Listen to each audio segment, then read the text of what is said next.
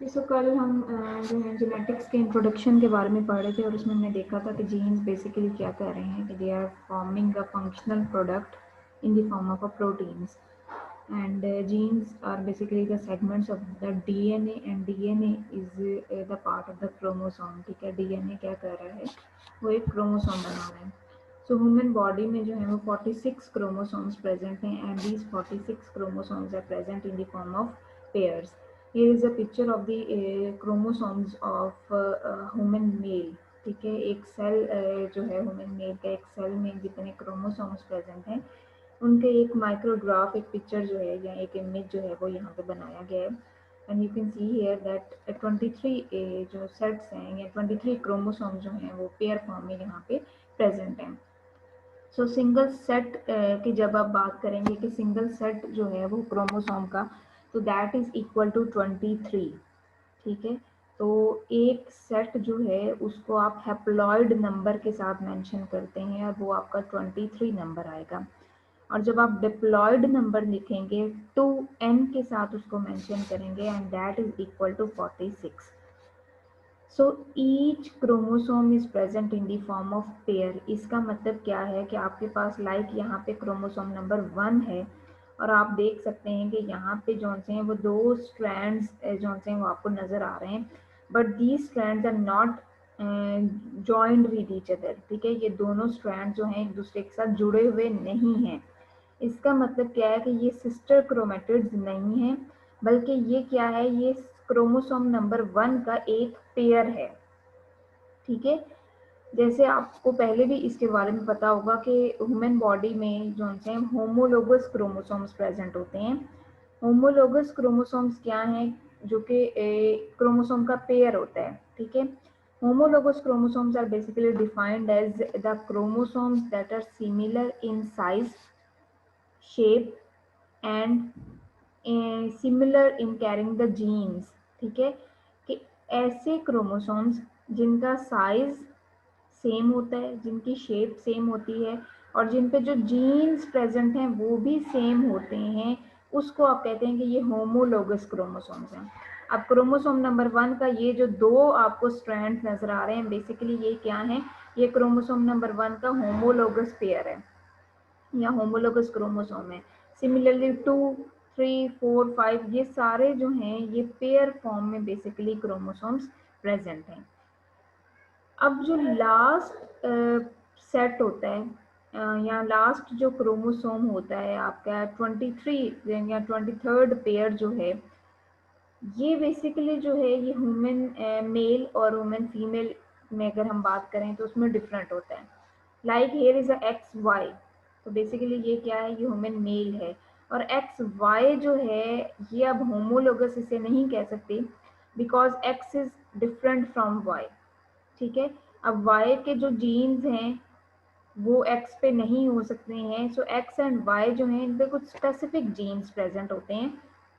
Like some genes are present only on X chromosome, but they are absent from Y chromosome. Similarly, some genes present on Y chromosome and these are absent from the X chromosome.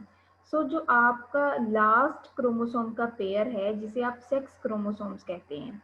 ठीक है, सो x and Y जो हैं ये आपके homologous नहीं कहलाएंगे, but अगर यहाँ पे एक्स एक्स होता तो उसको आप होमोलोगस कह सकते थे, बिकॉज एक्स एंड एक्स अगर प्रेजेंट है तो ऑब्वियसली उस पर सिमिलर जीन्स प्रेजेंट होंगे।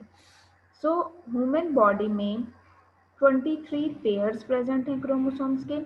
इन these 23 pairs 22 pairs are of autosomes. ठीक है, 22 पेयर्स जो हैं उनको आप ऑटोसोम्स कहते हैं और जो एक आपका पेयर आता है उसको जो कि डिसाइड करता है about the sex of the human. ठीक है, तो उसको आप सेक्स क्रोमोसोम्स कहते हैं या फिर उसको एलोसोम भी बोला जाता है। सो ऑटोसोम्स जो से हैं, ऑटोसोम्स 22 पेयर्स ह्यूमन बॉडी में जो हैं वो ऑटोसोम्स के हैं and these are non sex chromosomes. ठीक है, और जो 23rd पेयर है that is of sex chromosome, it is also known as allosome and 23rd pair decide करता है कि ह्यूमन मेल जो है उसकी फॉर्मेशन होनी है या ह्यूमन फीमेल की फॉर्मेशन होनी है। सो ये जो है इस तरह होमोलोगस क्रोमोसोम्स बेसिकली जो हैं वो प्रेजेंट होते हैं। और होमोलोगस क्रोमोसोम्स के बारे में मैंने आपको बताया कि उनमें जो से हैं लाइक आपके पास अगर यहाँ पे क्रोमोसोम नंबर 8 है और क्रोमोसोम नंबर 8 जो है ये पेयर फॉर्म में प्रेजेंट है, तो जो जीन्स क्रोमोसोम नंबर 8 के एक क्रोमोसोम पे होंगे वही जीन जो है वो इसके पार्टनर पे भी प्रेजेंट होंगे। ठीक है, इसके दूसरे क्रोमोसोम पे भी वही जीन्स प्रेजेंट होंगे। अब यहाँ पे एक टर्म नोट करें कि मैंने जीन का नाम लिया कि जीन्स जो हैं वो होमोलोगस क्रोमोसोम पे सिमिलर होते हैं, बट जीन्स की अल्टरनेट फॉर्म्स डिफरेंट हो सकती हैं। लाइक आपको जौन सा है वो एलील की टर्म आपने शायद सुनी हो। एलील क्या होता है? Allele is an alternative form of gene. ठीक है, an alternative form of gene के जीन की ही एक फॉर्म है। ठीक है, जीन एलील बेसिकली जीन ही है, लेकिन जीन की जो फॉर्म है, जो उसकी स्टेट है, वो डिफरेंट हो सकती है। फॉर एग्जांपल हम ये कहते हैं कि हमारे पास जो वो होमोलोगस क्रोमोसोम्स हैं, ठीक है, और उसमें हमारे पास जो है वो एक क्रोमोसोम है और इसी तरह उसका ये होमोलोग है।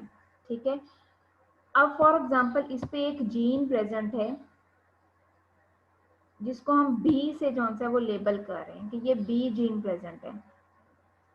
अब पॉसिबिलिटी क्या है कि इसका जो पार्टनर होगा, इसका जो होमोलोग होगा, that might contain the similar form of gene. ठीक है, उसके पास भी सिमिलर फॉर्म के जीन प्रेजेंट हो सकता है। लाइक अगर यहाँ पे कैपिटल बी है और कैपिटल बी जो है बेसिकली जो कैपिटल अल्फाबेट्स हम यूज करते हैं जेनेटिक्स में, वो कैपिटल अल्फाबेट अगर हम जीन के लिए कोई भी लेटर यूज कर रहे हैं कैपिटल में, तो वो इंडिकेट करता है कि दैट इज अ डोमिनेंट। ठीक है, वो डोमिनेंट फॉर्म को इंडिकेट करता है। और अगर हम कहीं भी स्मॉल लेटर को यूज कर रहे हैं जीन के लिए, तो वो इंडिकेट करता है उसकी रिसेसिव फॉर्म को।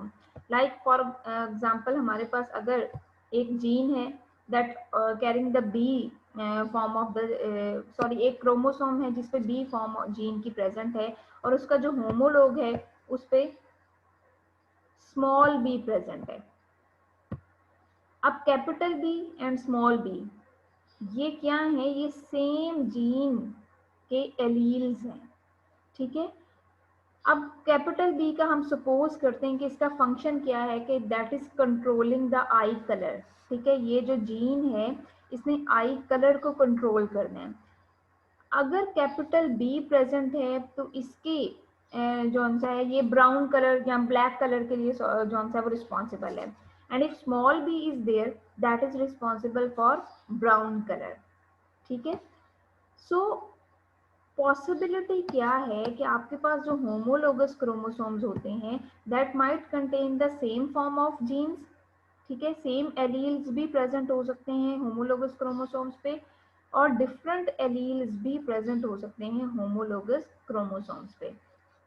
अगर आपके होमोलोगस क्रोमोसोम पे सेम जीन जो प्रेजेंट है उसकी सेम कॉपीज हैं, सेम एलील्स प्रेजेंट हैं, तो उसको आप क्या बोलेंगे कि ये जो सा है ये आपके पास होमोजाइगस है। ठीक है, ये होमोजाइगस है। होमोजाइगस का आप क्या मीनिंग ले सकते हैं कि ये होमो मीन सेम। ठीक है, होमोजाइगस का मीन होगा कि यहाँ पे जो सेम कॉपीज प्रेजेंट हैं जीन्स की on both of the chromosomes. ठीक है, कि होमोलोगस क्रोमोसोम जो है वो सेम कॉपीज कैरी कर रहे हैं, so that is homozygous. But if homologous chromosomes carry the different copies of the genes, ठीक है, या डिफरेंट एलील्स अगर होमोलोगस क्रोमोसोम पे प्रेजेंट है तो दैट इज अ हेट्रोजाइगस। ये हेट्रोजाइगस होगा, हेट्रो मीन्स डिफरेंट। सो अब कैपिटल बी और स्मॉल बी की कंडीशन भी प्रेजेंट हो सकती है और थर्ड कंडीशन भी आपके पास एक प्रेजेंट हो सकती है जिसमें क्या हो कि आपके पास जो है वो स्मॉल बी की कंडीशन मीन्स कि आपके पास तीन पॉसिबिलिटीज हो सकती हैं एक सिंगल जीन के लिए अगर उस जीन के जस्ट दो कॉपीज या दो एलील्स हैं। लाइक आपके पास जो है वो कैपिटल बी की कंडीशन हो सकती है, कैपिटल बी स्मॉल बी की कंडीशन हो सकती है, या स्मॉल बी की कंडीशन भी पॉसिबल है। अब कैपिटल बी हो या स्मॉल बी हो, अब इन दोनों केसेस में क्या है कि दोनों जो होमोलोग्स हैं that carry the similar copies of the gene. So ये होमोजाइगस के केसेस हैं। और ये जो थर्ड केस है जिसमें आपके पास कैपिटल बी स्मॉल बी है, इस केस में क्या है कि आपके पास जो क्रोमोसोम का पेयर है that is carrying the different copies of the same gene. ठीक है, जीन सिमिलर है, उसने एक ही करेक्टर को कंट्रोल करना है और वो करेक्टर क्या है, वो है जी आपका आई कलर, बट उसके जो एलील्स हैं वो डिफरेंट हैं। Small B brown eye colour के लिए रिस्पॉन्सिबल है, कैपिटल बी जो है वो ब्लैक आई कलर के लिए रिस्पॉन्सिबल है। अब क्वेश्चन ये अराइज होता है कि अगर ये आपके पास हेट्रोजाइगस की कंडीशन आती है तो आपके पास ट्रेट क्या अपीयर होगा, आपकी फिनोटाइप क्या आएगी। अब जैसे मैंने बताया था कि हम जब भी जीन्स को शो करते हैं तो ज़्यादातर हम जो हैं वो कैपिटल लेटर्स यूज़ करते हैं फॉर द डोमिनेंट एलील्स और स्मॉल लेटर यूज़ करते हैं for the recessive ones. Dominant और रिसेसिव में डिफरेंस क्या होता है कि डोमिनेंट जो है वो ऑलवेज अपना एक्सप्रेशन शो करता है, जबकि रिसेसिव जो है, recessive allele can not show its expression in the presence of the dominant allele. कि अगर डोमिनेंट एलील प्रेजेंट होगा तो रिसेसिव अपना एक्सप्रेशन नहीं शो कर सकता, बिकॉज डोमिनेंट को डोमिनेंट इसीलिए कहा जाता है बिकॉज उसने क्या करना है, उसने ऑलवेज अपना एक्सप्रेशन शो करना है। So capital B small B के केस में जो आई कलर आएगा दैट इज ब्लैक, वो भी ब्लैक ही है। इसी तरह कैपिटल बी के केस में भी ब्लैक आई कलर आएगा। ब्राउन आई कलर आपके पास तब ही शो होगा जब आपके पास स्मॉल बी की कंडीशन है, जिसमें दोनों आपके जो क्रोमोसोम का जो आपका पेयर है उस पर दोनों एलील्स जो हैं वो रिसेसिव फॉर्म में हैं, होमोजाइगस रिसेसिव फॉर्म में हैं, देन आपके पास जो है वो ब्राउन आई कलर एक जौन सा वो एक्सप्रेशन देगा। सो बेसिकली ये होते हैं होमोलोगस क्रोमोसोम्स, ठीक है, जिनमें जीन्स तो सेम होते हैं बट उनकी जो अल्टरनेटिव फॉर्म्स हैं, उनकी जो एलील्स हैं या उनकी जो कॉपीज होती हैं वो डिफरेंट भी हो सकती हैं। आल्दो वो डिफरेंट कॉपीज भी करेक्टर सेम कंट्रोल करेंगी बट ट्रेड्स जो हैं उनकी वजह से डिफरेंट हो सकते हैं। जी ये पॉइंट क्लियर हुआ है आपको? यस मैम, मैम क्लियर है। ठीक, मैम एक बात पूछनी थी। जी जी। मैम यहाँ पे सिस्टर क्रोमेटिड्स क्या होंगे? सिस्टर क्रोमेटिड्स कल मैंने आपको बताया था कि बेसिकली क्रोमोसोम जो है वो आपके पास दो फॉर्म्स में प्रेजेंट हो सकता है। एक फॉर्म होती है डुप्लीकेटेड फॉर्म और एक होती है अनडुप्लीकेटेड फॉर्म। ये जो पिक्चर आपके पास है ये अनडुप्लीकेटेड क्रोमोसोम्स की है। ज्यादातर आपको ये जो पिक्चर्स इस फॉर्म में मिलेंगी माइक्रोग्राफ्स मिलेंगे या इनको कैरियोटाइप भी बोलते हैं। ठीक है, इस ये जो पिक्चर आपके पास है इसको कैरियोटाइप भी बोलते हैं। कैरियोटाइप क्या होता है, जिसमें कंप्लीट क्रोमोसोम कॉम्प्लीमेंट जो होता है उसका एक्सप्रेशन या उसकी जो पिक्चर होती है उसको शो किया जाता है। अब कैरियोटाइप में ज्यादातर जो है वो अनडुप्लीकेटेड क्रोमोसोम्स को जो है वो शो किया जाता है, बट क्रोमोसोम्स डुप्लीकेटेड फॉर्म में भी होते हैं। कल भी मैंने आपको बताया था कि अगर डुप्लीकेटेड क्रोमोसोम्स हैं तो डुप्लीकेटेड क्रोमोसोम्स के जो दो स्ट्रैंड्स हैं these are sister chromatids of each other. ठीक है, ये एक दूसरे के सिस्टर क्रोमेटिड्स हैं और इन पे जो हैं वो सेम कॉपीज जीन्स की प्रेजेंट होती हैं, सेम जेनेटिक इंफॉर्मेशन इस पे प्रेजेंट होती है। मैम ये सिस्टर क्रोमेटिड्स डीएनए रेप्लिकेशन के दौरान बनते हैं? हाँ जी, ये रेप्लिकेशन के रिजल्ट में बनते हैं जब माइटोसिस का प्रोसेस हो रहा है। फॉर एग्जांपल अब माइटोसिस में आपको पता है कि वहाँ पे जब ये क्रोमोसोम जो है वो मेटाफेज की स्टेज में डुप्लीकेटेड क्रोमोसोम प्रेजेंट होता है, लेकिन एनाफेज की स्टेज जब आती है तो डुप्लीकेटेड क्रोमोसोम जो है वो उसके क्रोमेटिड्स एक दूसरे से सेपरेट हो जाते हैं। ठीक है, अब जब वो सेपरेट हो जाते हैं तो देन अगेन वो इंटरफेज की स्टेज में जाके देन अगेन वो डुप्लीकेशन शो करते हैं।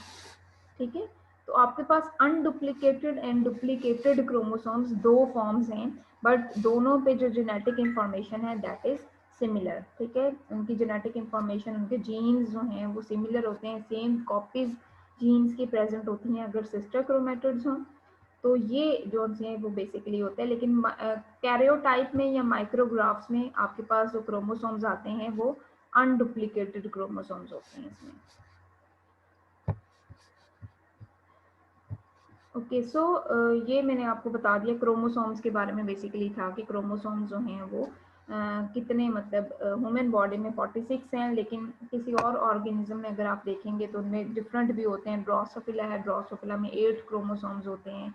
इसी तरह किसी और प्लांट्स में, एनिमल्स में different species carry different number of chromosomes.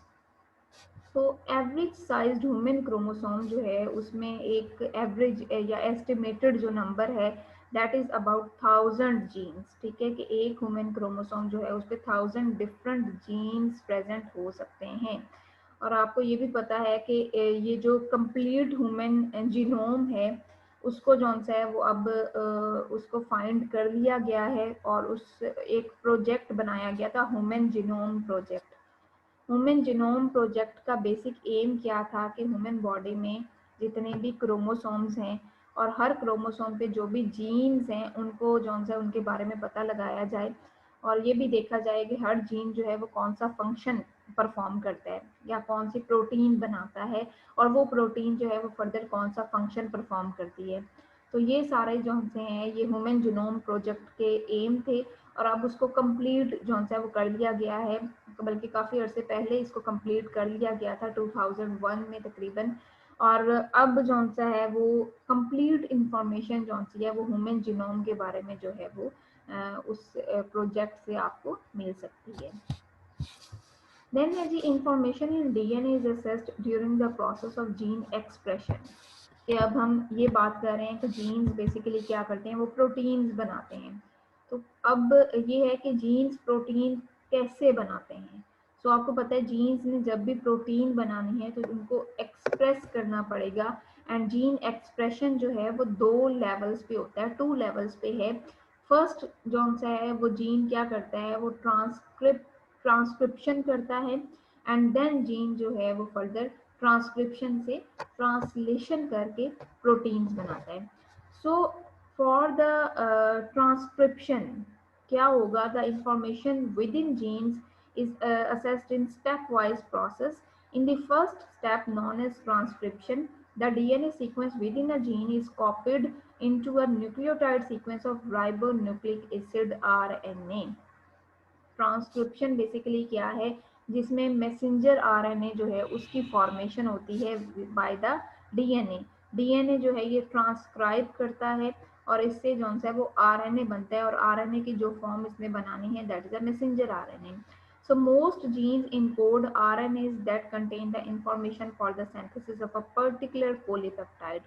अब ये जो आरएनए बन चुका है इसी के पास वो जेनेटिक इंफॉर्मेशन है जो कि फर्दर इसको जो है आरएनए को ट्रांसलेट कर देगी into the polypeptide chain. This type of RNA is called messenger RNA. For polypeptide synthesis to occur, the sequence of nucleotides transcribed in a messenger RNA must be translated into the amino acid sequence of a polypeptide. ठीक है, messenger RNA के पास क्या होता है, genetic codes होते हैं जो कि फर्दर जो है वो अमीनो एसिड में कन्वर्ट हो जाते हैं। अमीनो एसिड जब बनते जाते हैं तो वो एक दूसरे के साथ कंबाइन होते जाते हैं, उनमें पेप्टाइड बॉन्ड बनता है, और वही पेप्टाइड बॉन्ड जब बनता जाएगा तो they will form an polypeptide chain. ठीक है, और पॉलीपेप्टाइड चेन की लेंथ जैसे जैसे इंक्रीज होगी तो फाइनली जो है वो एक पॉइंट पे जाके प्रोटीन में कन्वर्ट हो जाएगी। After a polypeptide is made, it folds into a three-dimensional structure. Three-dimensional structure ज़्यादातर जो प्रोटीन्स होती हैं वो ग्लोबुलर फॉर्म में होती हैं, जैसे तो ग्लोबुलर स्ट्रक्चर्स जो होते हैं वो प्रोटीन्स के बन जाते हैं। प्रोटीन्स के आपको आपने पहले भी पढ़ा होगा, प्राइमरी स्ट्रक्चर्स भी होते हैं, सेकेंडरी स्ट्रक्चर्स भी होते हैं, टर्शरी भी होते हैं और क्वाटर्नरी स्ट्रक्चर्स भी होते हैं। सो प्रोटीन जो है वो हर लेवल से जो है वो पास हो सकती है। सो प्रोटीन डिफरेंट स्ट्रक्चर्स को मेंटेन कर देती है और देन वो डिफरेंट फंक्शंस को भी परफॉर्म करती है। Protein is a functional unit. ठीक है, प्रोटीन फाइनली जो है वो बॉडी में जो भी फंक्शन ने परफॉर्म करना है वो प्रोटीन ने करना है। Some proteins are composed of a single polypeptide and other proteins consist of 2 or more polypeptides. So single polypeptide chain से अगर बने हो तो इनको मोनोमेरिक प्रोटीन्स बोला जाता है। अगर 2 polypeptide chains हैं तो डायमेरिक प्रोटीन्स बोला जाता है। और अगर 2 से ज़्यादा पॉलीपेप्टाइड चेन्स हैं तो these are known as polymeric proteins. Then some RNA molecules are not messenger RNA molecules and therefore not translated into polypeptides. क्योंकि RNA की 3 फॉर्म्स होती हैं, तो एक फॉर्म ट्रांसफर RNA है, देन राइबोसोमल RNA है. सो यहाँ पे ये लाइन का मकसद जस्ट यही है कि जस्ट मैसेंजर आरएनए जो सा है वो पॉलीपेप्टाइड चेन को जो सा है उसकी फॉर्मेशन करवाता है. अगर कोई दूसरे आरएनए है लाइक ट्रांसफर आरएनए है या राइबोसोमल आरएनए है तो वो अकेले जो हैं वो पॉलीपेप्टाइड चेन की सिंथेसिस नहीं करवा सकते जब तक उनके साथ मैसेंजर आरएनए प्रेजेंट नहीं होगा. The expression of most gene results in the production of proteins with specific structure and function. The unique relationship between gene sequence and protein structure is of paramount importance because the distinctive structure of each protein determine its function within a living cell or organism. तो ये जो से है ये इसने further एक जो है वो फंक्शन परफॉर्म करना है. ये पिक्चर के जरिए भी जीन एक्सप्रेशन जो है वो यहाँ पे दिखाया गया है कि here is a डीएनए पे ये ग्रीन पोर्शन जो है उन्होंने कहा ये एक जीन है जो फर्दर ट्रांसक्रिप्शन के रिजल्ट में आरएनए बना रहा है. आरएनए ट्रांसलेट करके एक प्रोटीन बनाएगा एंड प्रोटीन जो है वो फर्दर लिविंग सेल में कोई भी फंक्शन जो है वो परफॉर्म करेगी. देन है जी the molecular expression of genes within cells leads to an organism's traits. ठीक है कि अब जो जीन्स हैं उन्होंने प्रोटीन्स बना ली है और वो प्रोटीन जो है वो फर्दर फंक्शन परफॉर्म करेंगी, एक्सप्रेस करेंगी और उसी की वजह से जो ऑर्गेनिजम्स हैं उनके ट्रेट्स विजिबल होंगे. सो ट्रेट्स ऑर्गेनिज्म के जो हैं वो डिफरेंट टाइप्स के हो सकते हैं. Some are the morphological traits, some are the physiological traits and then behavioural traits होते हैं. Morphological traits as the name indicate, ये मॉर्फोलॉजी की बेस पे जो हैं वो आप इनको आइडेंटिफाई कर सकते हैं. Morphological traits are observable traits, आप इनको इजीली ऑब्जर्व कर सकते हैं बिकॉज ये जो हैं ये अपीयरेंस ऑफ एन ऑर्गेनिज्म को अफेक्ट करते हैं.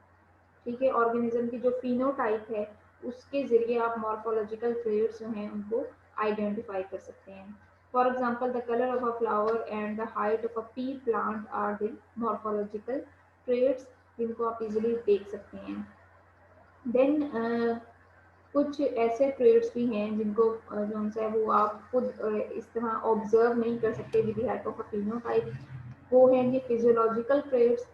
Physiological traits affect the ability of an organism to function. ठीक है, ये फिजियोलॉजी को अफेक्ट करते हैं जैसे कि मेटाबॉलिज्म रेट है. The rate at which a bacterium metabolize a sugar such as lactose is a physiological trait. ठीक है, ह्यूमन बॉडी में भी अगर हम देखें तो जो मेटाबॉलिक रेट है ह्यूमन का या ह्यूमन की बॉडी के अंदर जो फंक्शंस परफॉर्म हो रहे हैं, किसी भी हार्मोन की फॉर्मेशन हो रही है, किसी भी इंजाइम की फॉर्मेशन हो रही है या हार्मोन की फॉर्मेशन के बाद हार्मोन जो फंक्शन परफॉर्म करता है वो सारे क्या हैं, वो फिजियोलॉजिकल ट्रेट्स हैं. देन बिहेवियरल ट्रेट्स क्या हैं, बिहेवियरल ट्रेट्स भी ऑब्जर्वेबल होते हैं, मीन्स कि आप इनको खुद ऑब्जर्व कर सकते हैं. ये क्या हैं, these also affect the way and that an organism responds to its environment. An example would be the mating calls of a bird species. ठीक है, कोई भी एनिमल, कोई भी प्लांट जो रिस्पॉन्स कर रहा है इन्वायरमेंटल स्टिमुलस को वो बिहेवियरल ट्रेट्स में आते हैं. इसी तरह बर्ड्स में जैसे मेटिंग कॉल्स हैं, जब इनका रिप्रोडक्टिव सीजन आता है, ब्रीडिंग सीजन आता है, देन बर्ड्स में क्या करते हैं कि ये अपने पार्टनर्स को अट्रैक्ट करने के लिए कुछ स्पेसिफिक कॉल्स या कुछ स्पेसिफिक सॉन्ग्स सिंग करते हैं. तो वो जो स्पेसिफिक साउंड्स होती हैं, कुछ वोकलाइजेशंस होती हैं, वो इनकी मेटिंग कॉल्स हैं जो इनके पार्टनर्स जो हैं वो आइडेंटिफाई करते हैं, उनको रिकग्नाइज करते हैं, देन उनकी तरफ अट्रैक्ट होते हैं. तो बेसिकली जो बिहेवियरल ट्रेट्स हैं these are also controlled by genes. क्योंकि बर्ड टू बर्ड अगर आप देखेंगे तो मीटिंग कॉल्स डिफरेंट होती हैं. हर बर्ड की जो स्पीशी है उसकी कॉल डिफरेंट होगी, उसकी साउंड जो है वो डिफरेंट होती है. सो इसका मतलब क्या हुआ कि ये जो बिहेवियर है, ठीक है, कॉलिंग बिहेवियर है, इसको भी जीन्स कंट्रोल करते हैं. So each and everything is controlled by gene. ठीक है, हर चीज़ जो है उसको जीन कंट्रोल कर रहा है. जो भी हम एक्सप्रेस करते हैं, उसको जीन्स ही कंट्रोल कर रहे हैं। So in animals nervous system play a key role in governing such plates, ठीक है, और नर्वस सिस्टम भी इसमें रोल प्ले कर रहा है। ऑब्वियसली नर्वस सिस्टम में भी जो से हो आपके जीन्स इसमें भी इन्वॉल्व होते हैं। अब क्या है कि जीन एक्सप्रेशन जो है वो 4 लेवल्स पे बेसिकली जीन एक्सप्रेशन होता है।